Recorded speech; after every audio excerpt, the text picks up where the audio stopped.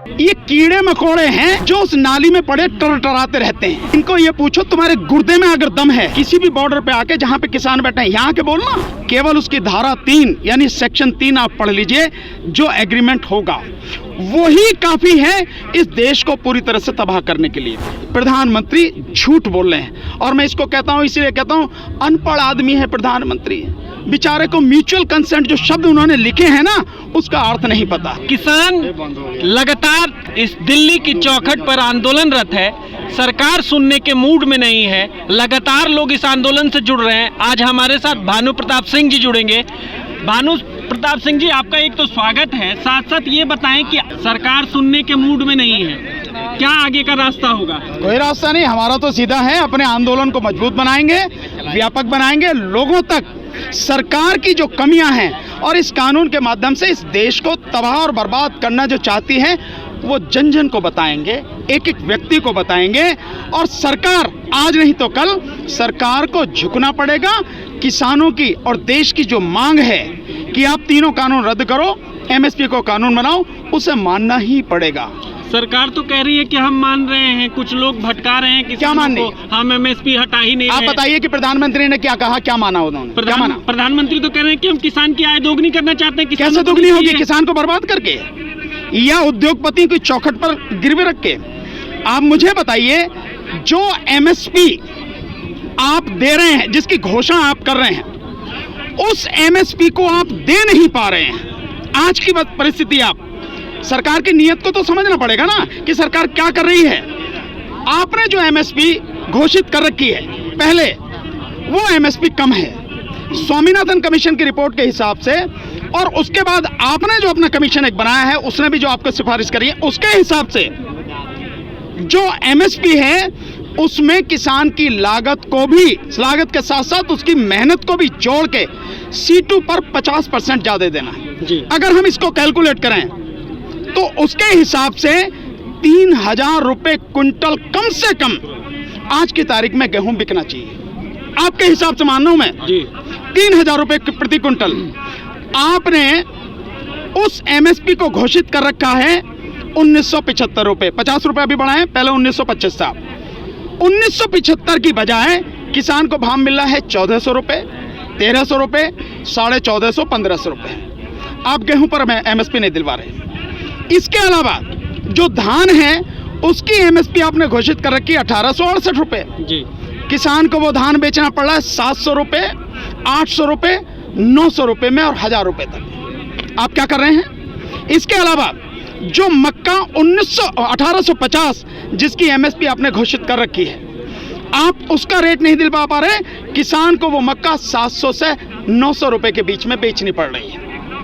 ठीक है। इसके अलावा जो मूंग है, उस मूंग का एमएसपी आपने घोषित किया है 7165 रुपए। मूंग किस हिसाब से बेच रहा है किसान? 3100 रुपए, 3200 रुपए और 3500, 3600 रुपए। तो जो काम आप कर रहे हैं, जो एमएसपी आपने घोषित कर रखी है वो कम है जी, लेकिन उस कम एमएसपी को भी आप दिलवा नहीं पा रहे हैं। नंबर 1, 23 फसलों पर एमएसपी घोषित की जाती है, केवल 2 फसलें आप एमएसपी पर जो है खरीद रहे हैं, और वो भी मात्र 6% किसानों से। और वो एमएसपी क्या है? वो धान, क्या फसल क्या है?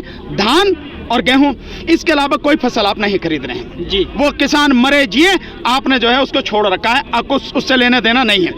तो कैसे हम सरकार की बात पर विश्वास करें कि आप आमदनी दुगनी कर रहे हो? अरे दुगनी तो छोड़ो, जो उसकी है आप उसे नहीं दिलवा पा रहे हो, दुगनी तो बहुत दूर की बात है। एक चीज पूरे आंदोलन में ये देखने को मिला है कि सरकार के जो बयानवीर हैं, जो उधर से बोलते हैं, विधोड़ी साहब ने बोला कल, कपिल मिश्रा ने कहा कि ये आंदोलन के रास्ते खाली करते हैं या मैं आऊं, 2 दिन में खत्म कर दो, नहीं तो मुझे आना पड़ेगा।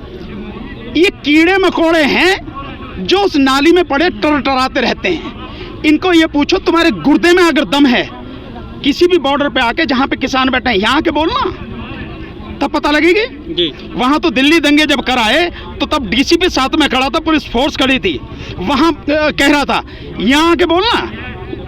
जो जितने भी लोग हैं, सिर्फ क्योंकि सरकार ने, उसकी एक रणनीति है, चंद बदतमीज लोग इस बात के लिए उसने डेप्यूट कर रखे हैं कि वो आंदोलन को बदनाम करें, खालिस्तानी कहें, ये कहें, वो कहें। इनसे हम पे कोई फर्क नहीं पड़ता है। हम जानते हैं कि हम सही हैं और सही लड़ाई लड़ रहे हैं, देश को और देश की जनता को बचाने की लड़ाई लड़ रहे हैं। वो कुछ भी कहते हैं, हमें इससे लेना देना नहीं है। हमें केवल अपना ध्यान अपने आंदोलन को मजबूत बनाने पर लगाना है।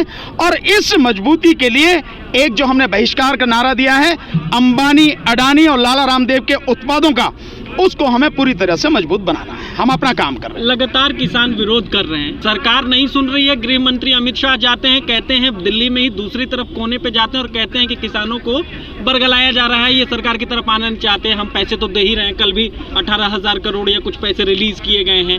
तो इस तरीके से बनाया जा रहा है कि किसान के विरोधी नहीं है सरकार। जो उनके चैनल हैं, जो उनके मीडिया हैं, जो उनका शास्त्र है, जो उनका रणनीति है, उसके तहत वो कर रहे हैं। इस पे आप क्या कहेंगे? आप सब लोग उनसे ये पूछिए कि आप इधर उधर की बात ना करके जो आपने कानून बनाया है, आप उस कानून की बात कीजिए।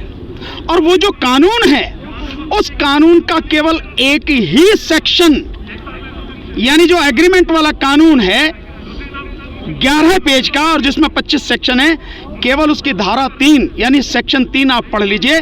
जो एग्रीमेंट होगा वही काफी है इस देश को पूरी तरह से तबाह करने के लिए।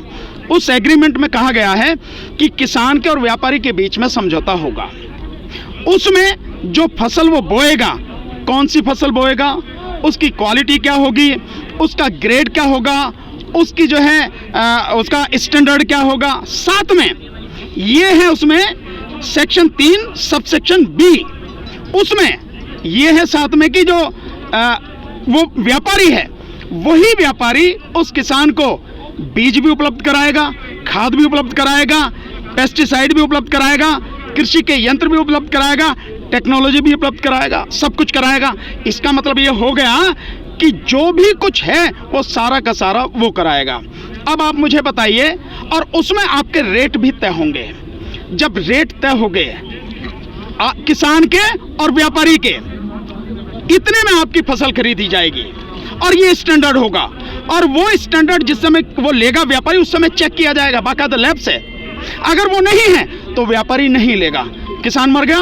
फिर भी अगर आपकी बात है, मैं मान लेता हूं, व्यापारी के और किसान के बीच में एग्रीमेंट हो गया, इसका मतलब जिस एमएसपी की आप बात करो वो एमएसपी तो खत्म होगी ना।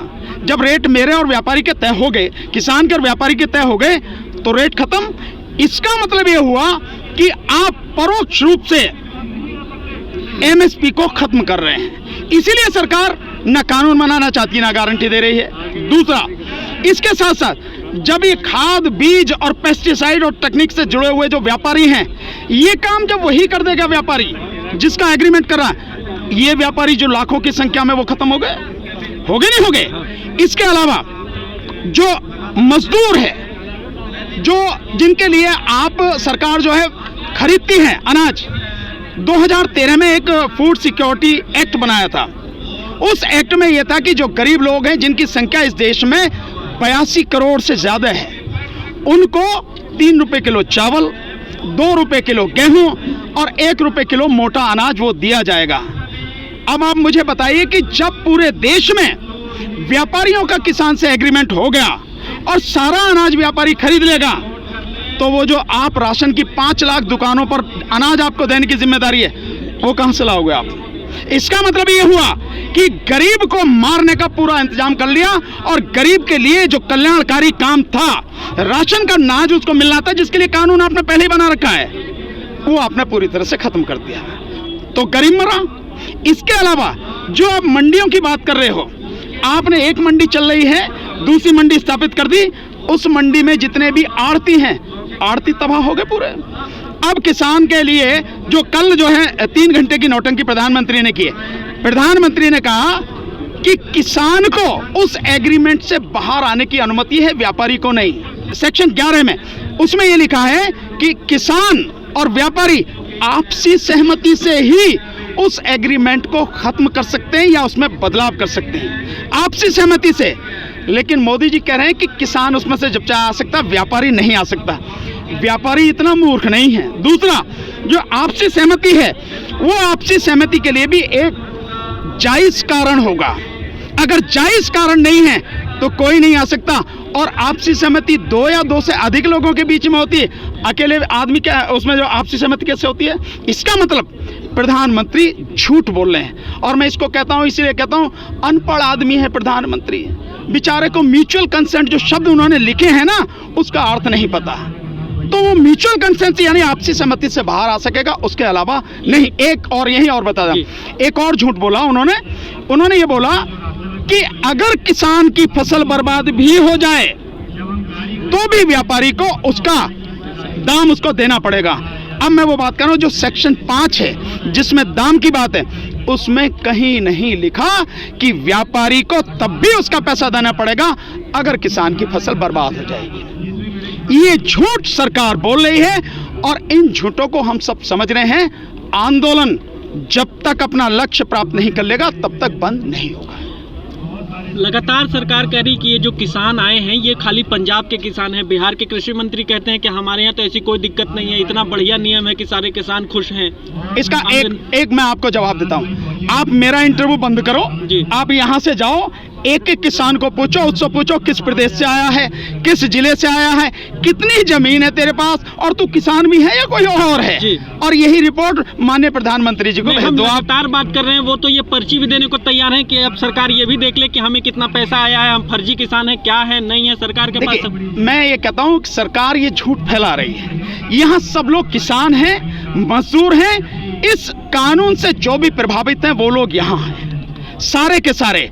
और किसान क्योंकि झूठ बोलकर इस आंदोलन को बदनाम करना चाहिए, गलत बोलकर इस आंदोलन को बदनाम करना चाहती है, ये उसकी रणनीति का हिस्सा। तो इससे हमें परेशान होने की जरूरत नहीं है। सरकार को जो करना हो वो करे, हमें जो करना है हम वो करेंगे। और हमारा एक ही लक्ष्य है, नंबर 1, अंबानी, अडानी और रामदेव इनके जो उनके उत्पाद हैं उनका पूरी तरह से बहिष्कार करना है और अपने आंदोलन को जन जन तक पहुंचाना है, हर व्यक्ति तक पहुंचाना है, हर गांव, शहर और गली तक पहुंचाना है और इस आंदोलन को और व्यापक बनाना है।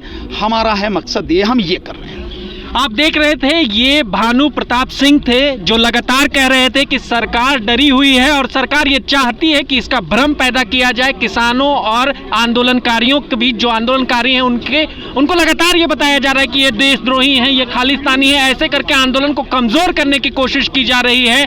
लगातार भानु प्रताप सिंह ने कहा कि लगातार हमें जियो, रिलायंस, अडानी, अंबानी और ये लाला रामदेव, इनके उत्पाद को हमें बाजार से लगातार विरोध करना है और किसान इस बार मोदी सरकार को यह बताएगा कि वो कितना मजबूत है। बने रहे महाखबर के साथ। मैं सुधाकर सिंह, गाजीपुर बॉर्डर से दिनेश कुमार के साथ।